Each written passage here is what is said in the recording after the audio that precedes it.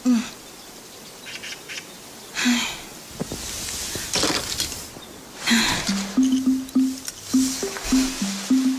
ko maintindihan.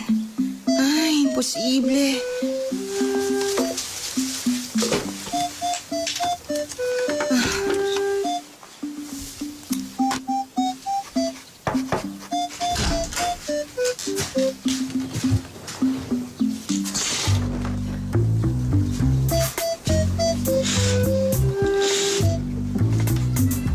Hoy, nananaginip ka ba?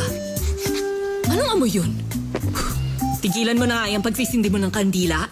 Ay, buksan mo na lang kasi yung bintana para mahanginan tong kwarto mo. Ay, imposible talaga. Imposible na nga. Nakita mo ba tong kwarto mo para ng kulungan ng baboy? Hindi na ako makakain ng baboy kasi ikaw lagi ang naaalala ko. Hindi yun, Ma.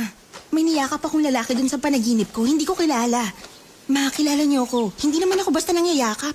Oo, alam ko. Paano ka mangyayakap ng lalaki kung ganyan lagi itsura mo? Makonsensya ka naman, no? Mama, ikaw ba talagang mama ko? Kung nagdududa ka sa akin, siya na lang ang tanungin mo. Si Ernest Hemingway. Eh?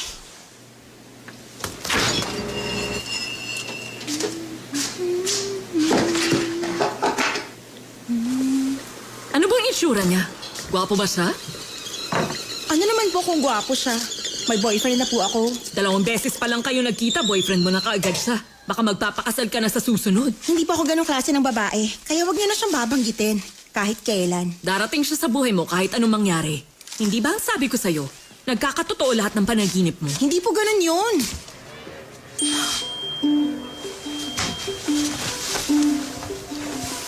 Narinig ko may bago daw tayong kapitbahay. Uy, ang gwapo naman nila. Magkapatid ba sila? Ikaw na lang magbigay nito.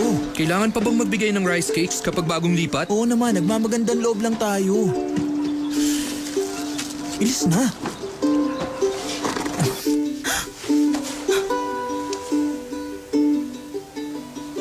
Siya po yun. Siya yung niyakap ko sa panaginip. Ano?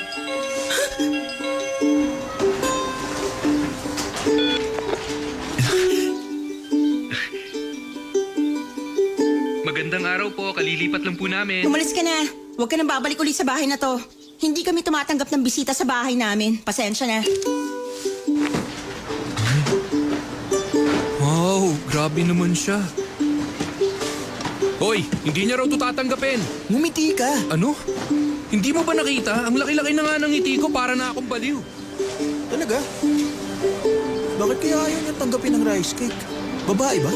Oo, Yayain mo mag-date. Baka siya na yung perfect sa'yo. tumigil ka nga.